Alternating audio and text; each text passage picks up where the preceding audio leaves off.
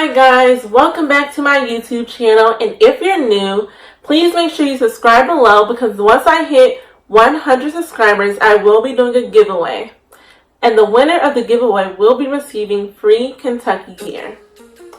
Alrighty, so in this video, I will be discussing tips and advice for juniors who are going into their senior year. And if you're not a junior, please stay tuned because this information can be useful for literally anyone in any grade.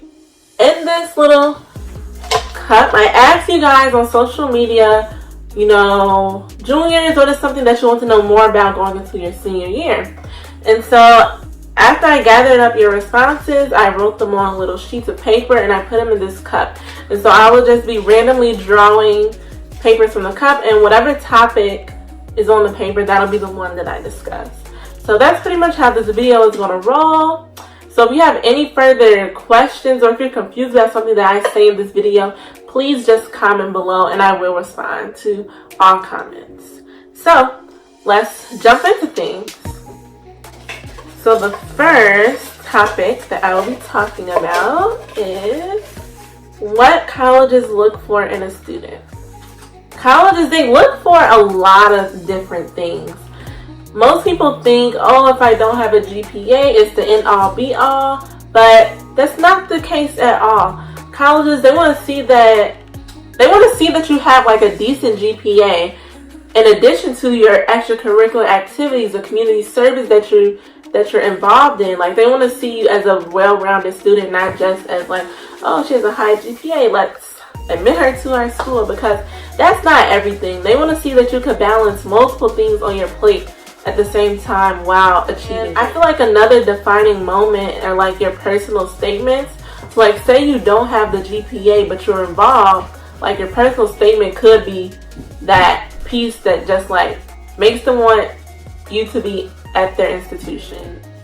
If you want to get accepted to your dream school, I just say make sure that you are a well-rounded student who has participated in a lot of extracurricular activities, community service, you do things at your school, and you have like leadership roles too. Colleges like to see that you're a leader, that you can contribute something great to their campus and not just you're a brainiac. Like, that's good, but what else do you have to offer? The next topic that I will be discussing is time management. So I really don't like the term time management because you can't really manage the time because time goes at its own speed, but you can manage your activities, what you have planned. Like, you can manage your schedule basically. So a great way to time manage is to just go day by day and make a list of everything that you have to do, because senior year is like your most busiest year yet. For example, for me, I was working, I had cheer practice, I had stuff to do after school, and I still had to fill out scholarships, do applications, meet deadlines, and it's just so much stuff. Like, you're going to be like this, working, all the way until the end of your senior year. And also, another thing is, don't be afraid to say no, prioritize, and there's going to be things that you need to get done today. And if someone else is asking you, oh, can you do this for me? And you have this to do, like, it's just not going to work out. So it is okay to say no. The college application process. Alright, so the college application process, it's a lot. I'm not going to lie to you. Step 1, make sure that you fill out the common application. The common application is where you apply to majority of your schools. Right now, I know that you can do the basic information section, which is the longest part of the common application. So you have to enter in like your name, your address, your school, the classes that you're taking, your extracurriculars, community service, if you did like dual enrollment. It's the longest part of applying to college. So juniors, sophomores, get a head start on that right now and fill out your common app. And you can update it as you go along. Step 2, around this time, you guys should be asking your teachers for recommendations before you go on break, because once you come back to school after the summer, it's going to be go time, and I mean, you're going to be late to the game trying to ask teachers for recommendations where you're supposed to be submitting college applications. So Step 1, fill out the Common App. Step 2, ask your teachers for recommendations now.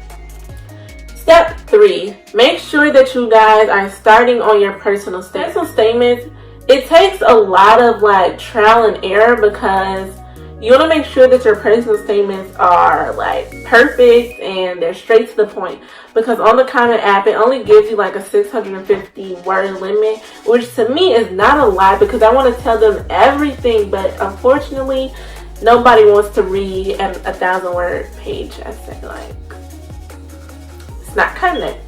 So fast forward, August 1st is here. What do I do next? You add in all the schools that you want to apply to into the Common App, and then from there you just fill out the application. For most schools, it's easy. They don't really require much. You just put in like your major, if you're going to be interested in doing orgs, stuff like that. But for some colleges, mostly like the highly ranked colleges, they require supplemental essays, and so that's another pain because you have to write more essays. The next step is just to make sure that you're meeting those deadlines. I swear, the deadlines, they creep up on you so fast, like you won't even know it's there until it's there. Like, I got a whole month to do that, you know, I'm gonna just do this, I'm gonna come back to that, and then before you know it, October was there, and I had not started the application, I had not started the essay, and it was just like a lot of procrastination. But, you know, I still get it done anyways. I say my best work is my procrastination work, which is true. But please do not procrastinate because it will just make you more stressed. And senior year is already stressed enough. My last tip for like the college application process will just know whether you want to apply early action, early decision, or regular decision. So for me, I apply all my schools early action, except for Duke University because they only had a regular decision deadline. Make sure that you understand the difference between early action, early decision, and regular decision. So early action, just to give you a heads up, is a more competitive applicant pool. So if you're wondering like, well, should I apply to Stanford early action? I don't even know if they have early action, but say Stanford early action and you don't think that you're a competitive enough applicant, I would suggest waiting to regular decision because the pool of applicants will be less competitive. And so that's something that I wish I did for some of my schools because maybe I would have got in if I applied regular decision instead of early action. But you know, whatever you feel like is best for you, you know, take that route. Believe in yourself. The next topic is essay writing. I think I've become so much better at writing essays because of the whole college application process. Be yourself when you're writing. Don't try to write something that you think the colleges want to hear because 9 times out of 10 they don't want to hear that. And if you can, find you a mentor, find you an adult or someone that can read over your essays before you submit them. Just to like proofread or give you advice, the things you should keep, things you should change. If you even want to use me as your mentor, I'm more than happy to do that because I love like helping others reach their dreams, accomplish their dreams. And I've been through a lot this school year. So if you have any questions, drop them below, or if you have my number, just text me and I'll be willing to help out. And when it comes to scholarships and college, make sure that you are answering the question because you can start answering it in the beginning, then go off track and never find your way back to what the question was really asking. They'll be like, oh, well, this person doesn't know how to follow directions. Like, you need to answer the question. And then you could dip off into your own little story, but then make sure that you're tying that all back into the question because that is the most important piece of your essay. Next topic is working and finding time to hang out with your friends. So I'll answer hanging out with your friends first. So if your friends are seniors like yourself, they'll understand that you have priorities, that you have to work on this application, that you have to work on this scholarship before you can go out. Because it is a very tedious process. And if you don't get those things done, you will just fall behind. I would just say if your friends are very understanding, then hanging out with your friends shouldn't be a problem. I found numerous opportunities to hang out with my friends, whether it was a Saturday, Sunday, during the week, as long as you get what you need to get done and then find the time to hang out with your friends, will be good. Now, if your friends are not understanding that you have X, Y, and Z to complete, then you might need to reconsider your friends. So the whole working aspect, I just feel like you have to know yourself, know what's best for you. If working 30 hours a week is good for you, then so be it. Make your money, because it's always good to have that extra cash in your pocket when you need it. If working only 12 hours a week works for you, then just do that. It's all about knowing yourself, knowing how much you can handle. The next topic is stress relievers. I feel like for me, one of the best stress relievers is to just take a break from everything as a whole. Senior year, it gets very overwhelming because there's so much you have to do.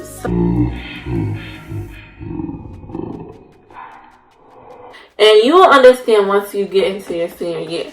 But the best stress reliever is just to take a break. It's okay if you need like a whole week to yourself just to relax, to calm down, to recuperate yourself. Because I remember me one day having to take a day off of school because I'm just like, you know what? I've been applying to too many scholarships. I've had to study for this test. I have to do that. And just having like that day to relax, meditate, it's amazing. And it makes you feel even better the next day, and you can get back to doing your regular activities. The last piece of advice I have to give you is about scholarships. So scholarships are also something that's very tedious because there's a lot of essay writing. You have to ask for a lot of recommendations. You got to get your transcripts. There's so much that you have to do. But the biggest piece of advice I can give you about scholarships is apply to all the scholarships. Apply to all of them. Even sometimes if you think you don't qualify, apply. Because 9 times out of 10, a lot of other people think, oh, I don't qualify for this, so I'm not going to apply. And then before you know it, the scholarship people like, we didn't get enough applications and we're going to extend the deadline. So I just say apply. If you fit the description, get started on it right away. Because deadlines for scholarships, just like deadlines for college applications, they creep up on you when you're least expecting them. So for me, I applied to over 30, probably 40 scholarships. And in the beginning, it's going to seem slow. It's going to be like, well, dang, I'm not getting any scholarships. What's going on? But as you keep applying to more scholarships, you get better at knowing what the scholarships are looking for. And there's like some key little words that you want to like dab into your essays that scholarships are looking for. Like, I collaborated with this, I facilitated that, I innovated this, and words like that are really attention grabbers, and those are stuff that I believe the scholarships committees are looking for.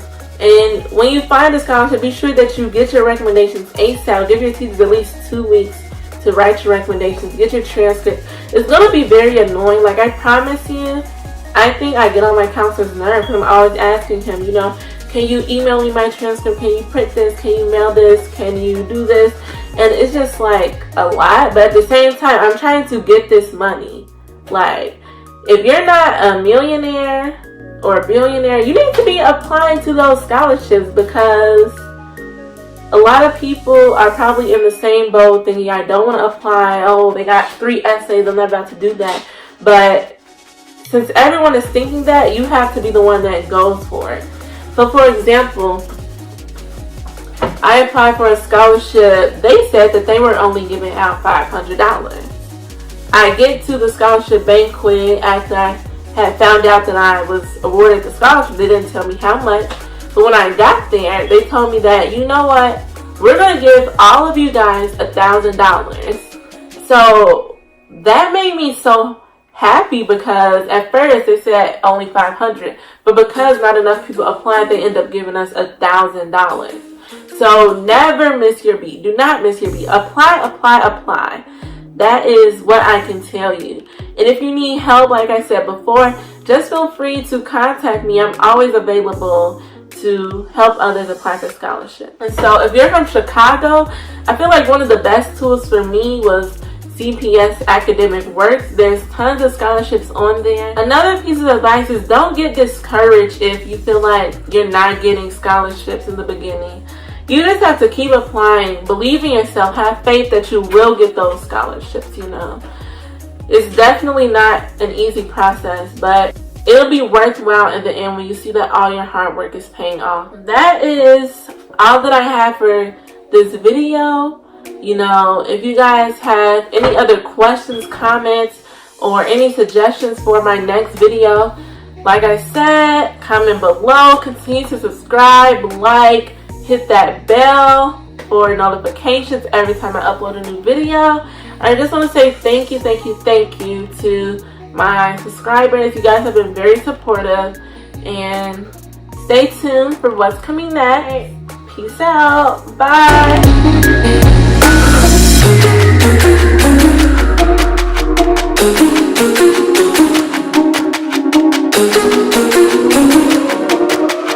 Thank you.